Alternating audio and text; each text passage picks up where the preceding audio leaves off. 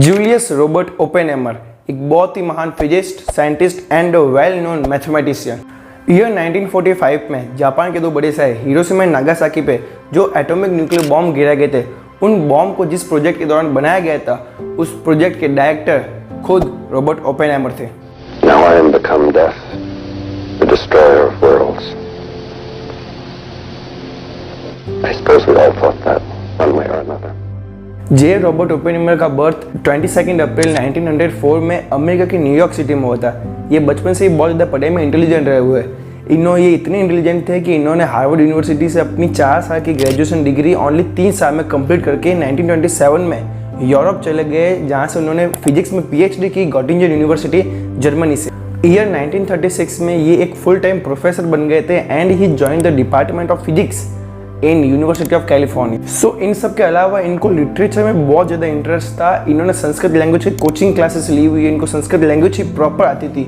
सो इसलिए इन्होंने भगवद गीता खुद संस्कृत में पढ़ी हुई थी। ओपेनहेमर पढ़ाई में तो इंटरेस्टेड थे, बट उनको पॉलिटिक्स में और इंटरनेशनल अफेयर्स में कोई इंटरेस्ट नहीं था।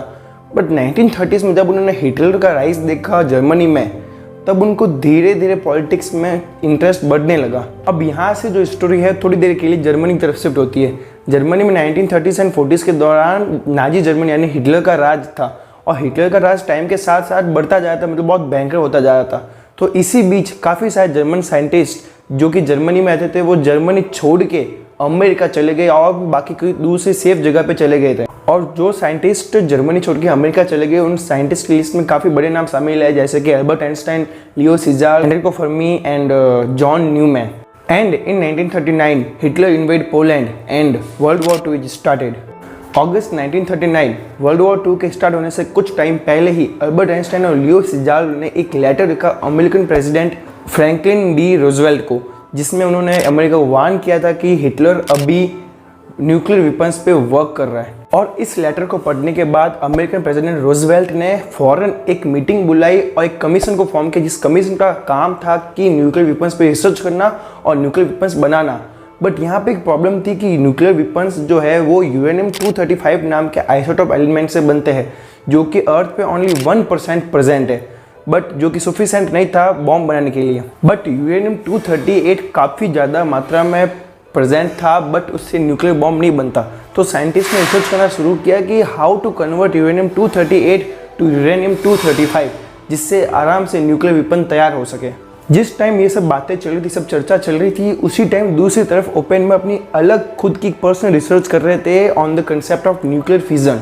और एक बात बता दो कि जे रॉबर्ट ओपेनहेमर को father of the atomic bomb भी कहा जाता है, और वो क्यों कहा जाता है वो हम आगे वीडियो में जानेंगे। और इसी बीच 1943 में अमेरिका के न्यू मैक्सिको स्टेट की लॉस एलामस लेबोरेटरी का डायरेक्टर बना दिया जाता है ओपेनहेमर को। और उस लेबोरेटरी में एक ही काम होता था सब साइंटिस्ट का कि कैसे न्यूक्लियर वेपन बनाया जाए विदाउट सफिशिएंट यूरेनियम-235 आइसोटोप। तो ऐसा तो सबको पता था कि यूरेनियम-238 को कन्वर्ट करना पड़ेगा यूरेनियम-235 में, बिकॉज यही एक लास्ट ऑप्शन है। बट कैसे करना है इसके ऊपर रिसर्च चल रही थी। And in the year 1940 scientist around the world discovered a newly radioactive isotope which is plutonium, which is also used in making atomic nuclear bombs. So अक्टूबर 1941 को यूएस और यूके के बीच में एक ट्रीटी साइन होती है एटॉमिक न्यूक्लियर बॉम्ब को बनाने के लिए। और इस ट्रीटी के जस्ट 2 महीने बाद ही जापान पर्ल हार्बर पर अटैक कर देता है वर्ल्ड वॉर II के दौरान। And then America now officially entered in the World War II, because उससे पहले अमेरिका का कोई भी मन नहीं था वर्ल्ड वॉर में शामिल होने का। बट जापान के अटैक के बाद अमेरिका का मन हो गया, और अमेरिका के पास 2 रीजन थे वर्ल्ड वॉर II में शामिल होने के लिए। एक पहला तो था जर्मनी और दूसरा था जापान। और न्यूक्लियर वेपन वाले प्रोजेक्ट में जो भी इंजीनियर, साइंटिस्ट एंड मिलिट्री और बाकी सब लोग जितने भी लोग शामिल थे, उन लोगों को एक जगह चाहिए थी अपने प्रोजेक्ट पे काम करने के लिए। तो उन्होंने न्यूयॉर्क सिटी की मैनहट्टन सिटी को चुना और वहाँ पे अपने हेडक्वार्टर को नाम दे दिया मैनहट्टन इंजीनियरिंग डिस्ट्रिक्ट। और इसके जस्ट कुछ टाइम बाद ही 13 अगस्त 1942 को स्टार्ट हो गया मैनहट्टन प्रोजेक्ट। और मैनहट्टन प्रोजेक्ट के बनने के जस्ट नेक्स्ट मंथ ही Oppenheimer was appointed as the leader of the design of the atomic bomb. Oak Ridge, Tennessee एक ऐसा शहर था जो कि स्पेशली उन्हीं मेंबर्स के लिए बनाया गया था जो कि इस प्रोजेक्ट का हिस्सा थे, और उस सिटी में ओनली वही मेंबर्स रहते हैं, जिससे वो वहाँ पे अपना एक्सपेरिमेंट वगैरह कुछ भी कर सकते हैं फ्रीली। और उस सिटी में armed forces, mathematician, physicist, scientist, engineers और भी बाकी सब लोग जो इस प्रोजेक्ट मैनहट्टन प्रोजेक्ट का हिस्सा थे वो सब उधर रहते हैं। मैनहट्टन प्रोजेक्ट का तो पहला टास्क था कि यूरेनियम 238 को यूरेनियम 235 में कन्वर्ट किया जाए, पर वही दूसरी वॉशिंगटन में काफ़ी सारे साइंटिस्ट मिलके प्लूटोनियम पे रिसर्च कर रहे थे, उस पर काम कर रहे थे। मैनहट्टन में ऑलरेडी साइंटिस्ट रिसर्च कर रहे थे यूरेनियम के ऊपर। ओक रिज टेनेंसी पे जो भी मेंबर्स थे उस प्रोजेक्ट से रिलेटेड वो सब वहाँ पे रह रहे थे और एक्सपेरिमेंट्स वगैरह कर रहे थे। और इसके अलग थर्ड प्लेस की जगह ज़रूरत थी जहाँ पे एक्चुअल में बॉम्ब बनाया जाएगा और वहाँ पे टेस्टिंग की जाएगी। और इस जगह की खोज में निकल गए काफ़ी सारे साइंटिस्ट और उनको एक ऐसी जगह की तलाश थी जहाँ पे आसपास काफ़ी दूर तक कोई भी ह्यूमन सोसाइटी एग्जिस्ट नहीं करती हो। And then Oppenheimer suggested a place named Pecos Valley, Santa Fe, New Mexico. और फिर वहाँ पर एटॉमिक बॉम्ब पे काम शुरू हो गया था और उस प्रोजेक्ट को नाम दिया गया था प्रोजेक्ट वाई, जिसके डायरेक्टर थे जूलियस रॉबर्ट ओपेनहाइमर। अब साइंटिस्ट ने यूरेनियम 235 की खोज भी कर ली थी, प्लूटोनियम की खोज भी कर ली थी और एटॉमिक बॉम्ब भी रेडी हो चुका था। बट अब कहीं ना कहीं कमी थी, तो वो थी एक टेस्टिंग की। अमेरिका ने 2 एटॉमिक बॉम्ब तैयार किए थे, एक फैटमैन और दूसरा लिटिल बॉय। फैटमैन जो बॉम्ब था वो प्लूटोनियम से बना हुआ था जो कि एक स्फेरिकल ओवल शेप का था, और जो लिटिल बॉय बॉम्ब था वो बना था यूरेनियम 235 एलिमेंट से जो कि गन शेप का था। लिटिल बॉय बॉम्ब के बारे में काफ़ी साइंटिस्ट को मालूम था कि इसका दिमाग कैसा होगा, बिकॉज यूरेनियम 235 काफ़ी सालों पहले डिस्कवर हो चुका था, बस सफिशिएंट नहीं था। बाकी हो चुका था पहले, काफ़ी सालों पहले डिस्कवर हो चुका था, बट कहीं ना कहीं प्लूटोनियम जो कि लेटेस्ट 3 साल पहले ही डिस्कवर हुआ, तो उसको लेके साइंटिस्ट पूरे श्योर नहीं थे कि उसका दिमाग कैसा होगा। सो ओपेनहाइमर ने प्रस्ताव रखा बॉम्ब की टेस्टिंग के लिए जनरल ग्रोस के सामने, जो कि लीडर थे पूरे मैनहट्टन प्रोजेक्ट के। बट पहले तो उन्होंने इस प्रस्ताव को खारिज कर दिया बिकॉज प्लूटोनियम सफिशिएंट नहीं था, आगे प्लूटोनियम बहुत कम है और अगर आप टेस्टिंग कर दोगे तो और प्लूटोनियम लाएगी कहाँ से।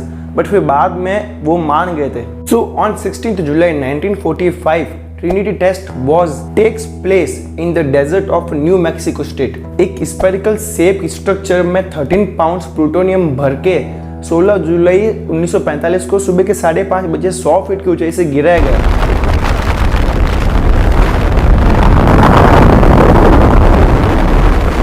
और इस बहुत बड़े धमाके के बाद ओपेनहाइमर के मुंह से भगवद गीता की एक लाइन निकली जो कि थी line from the Hindu scripture, the Bhagavad Gita.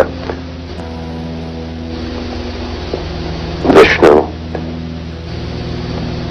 is trying to persuade the prince that he should do his duty, and to impress him takes on his multi-armed form and says, "Now I am become death, the destroyer of worlds."